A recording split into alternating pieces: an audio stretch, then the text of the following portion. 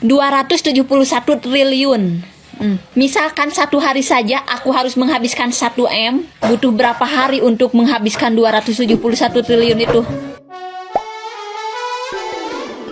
Satu Indonesia heboh sama shock pasti pas dengar berita ini. Apalagi cewek-cewek nih, gimana enggak? Udah mendekati sempurna lah kalau pinjam istilah netizen mah. Sering dijadiin sosok suami idaman karena kekayaan, kebaikan, plus wajahnya juga emang ganteng. Suami dari Sandra Dewi, Harvey Moise, sekarang malah jadi tersangka kasus korupsi. Bahkan udah sampai ditahan ya. Dan enggak nanggung-nanggung, nilai dari kerugian negara menurut Kejaksaan Agung itu mencapai 271 triliun rupiah. Ini triliun loh guys, udah bukan miliar, ratusan juta atau cuma jutaan doang. Dan ini diduga dalam rangka untuk mengakomodir kegiatan pertambangan liar di wilayah IUP PT Timah. Ya gimana tingkat kemiskinan di negara ini susah menurun coba. Ini kalau dipakai buat subsidi ke UMKM itu bisa nurunin banget tingkat pengangguran loh. Kalau denger berita kayak gini sih jadinya makin pengen cepet undang-undang perampasan aset koruptor itu segera disetujui dan disahkan. Gimana kalau menurut pendapat kalian? Komen ya, kita diskusi sama-sama. Ternyata netizennya kalau mau cepat jadi kaya, punya jet pribadi, rumah mewah, bak istana, korupsi. Korupsi hasil bumi Indonesia. Nah itu cepat tuh kaya. Kita terkagum-kagum sama orang kaya. Wow, kaya. Kaya raya. Ternyata hasil korupsi semua, nggak ada ya. Waduh, kita pikir ya orangnya baik ya kan, apalagi istrinya si Harvey Moise, Sandra Dewi ya takut akan Tuhan dia bilang.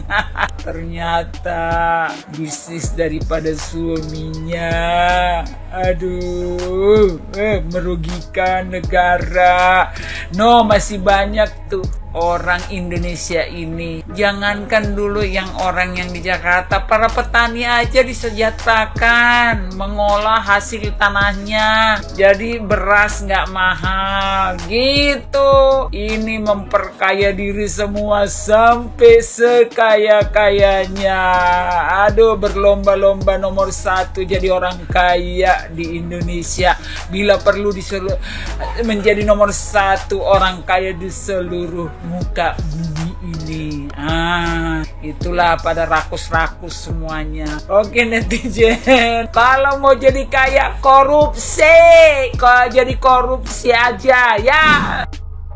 Semua portal berita lokal, nasional, ngeberitainnya tuh Harvey Moise, suaminya Sandra Dewi, bersama-sama dengan Helena Lim dan tersangka lainnya itu merugikan negara sampai 217 triliun dan ditangkap sama anakku dan langsung ditahan. Ini jadi ngingetin kita betapa mudahnya kita tuh melabelin orang tuh crazy rich atau sultan ya. Setelah istilah crazy rich ini tuh booming, adanya film Crazy Rich Asian itu, jadi orang tuh mudah banget ngatain orang kaya kayak banyak ya crazy rich atau sultan. Dan bisa kita ambil hikmah dan pelajarannya mungkin setelah ini peran media, influencer, vlogger untuk tidak mudah melabeli seseorang itu dengan kata-kata crazy rich atau sultan ya. Dan kita sebagai netizen juga tidak mudah silau melihat sesuatu yang kayaknya wah ulang tahun anaknya, kado pesawat, orangnya nggak mau pamer ya.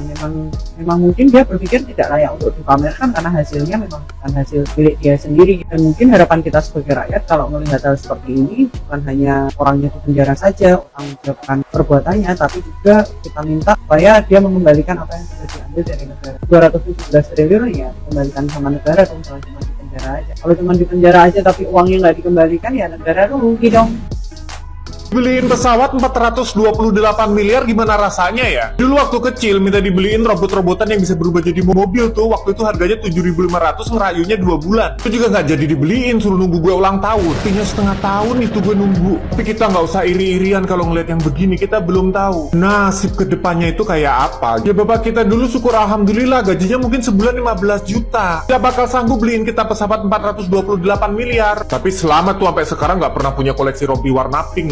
naudzubillah. Jadi buat kalian-kalian yang kalau odolnya habis suka dipelintir tuh, atau kalau nggak pojokan bawahnya digunting, diurut gitu sampai bisa keluar dalamnya, kalian sabar-sabar aja, banyakin baca sholawat. Yang penting hidup kalian kaya raya, berkah, selamat, cukup. Pasti di sini banyak kan yang kalau samponya habis suka dikotrok pakai air. Bukan berarti kalian miskin, tapi Tuhan masih menunda kalian untuk jadi kaya. Ingat kalau alam semesta ini tuh bijaksana, jadi kalian nggak usah khawatir nggak kebagian rezeki, nggak usah berebut juga sama orang lain. Fokus aja sama diri sendiri. Ini cewek-cewek di sini ntar kalau nikah cari laki yang soleh. Kalau bonusnya kaya ya alhamdulillah. Soalnya yang namanya suami istri itu kan dunia sampai akhirat, sampai ke surga maunya. Kalau yang enggak ya neraka bareng-bareng. Yang penting hidup itu cukup, sehat, bahagia, hati tentram, pikiran tenang. Terus ntar ya kalau ngelihat orang kaya, orang ganteng, orang ngetop, kalian nggak usah mujinya udah kayak setengah dewa. Ingat mereka manusia juga. Kata Pak Ustadz nih, kalau kita muji orang kebangetan itu seperempat iman kita itu bakal diambil. Nah, gimana seperempat iman gue diambil, sedangkan iman gue aja cuma 1/8. Ombok kita.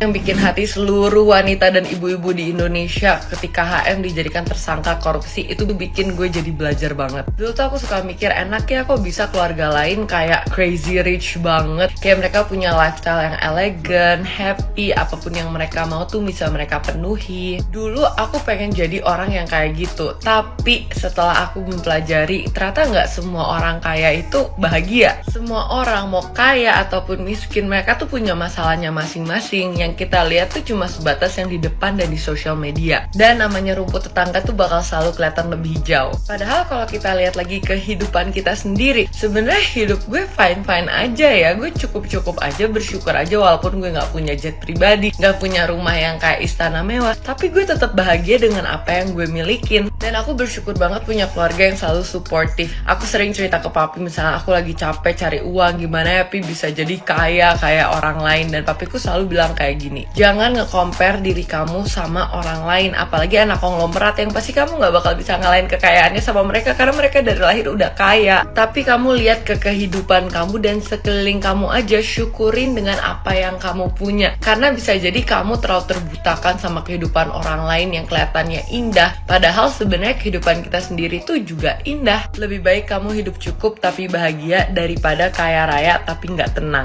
Kalau menurut kalian gimana?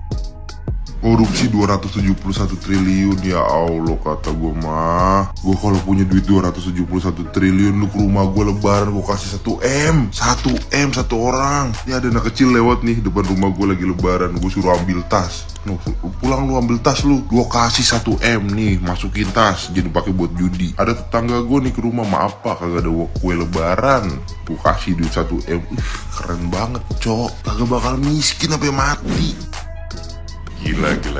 Gua rasa kalian udah pernah tahu berita ini. Para crazy rich ketangkep gara-gara korupsi senilai 271 triliun. Kira-kira kalian pada tahu nggak kalau seandainya uang 271 triliun itu kalau di breakdown bisa buat apa aja? Dari perhitungan gue nih ya, 271 triliun. Andaikan ada orang yang nabung 1 miliar aja sehari, dia butuh waktu sekitar 742 tahun untuk dapat 271 triliun itu. Dan gue ambil kutipan dari Pak Mahfud MD nih ya. Andaikan mafia-mafia tambang itu tuh bisa dibasmi semua, rakyat Indonesia bisa dapat 30 juta per bulan. Itu dikasih ya, bukan dipinjemin. Uang itu juga bisa naikin gaji honorer guru nih ya, dari 3,6 juta jadi 5 juta per bulan. Dan uang senilai 271 triliun itu bisa dipakai untuk bansos sebanyak 1M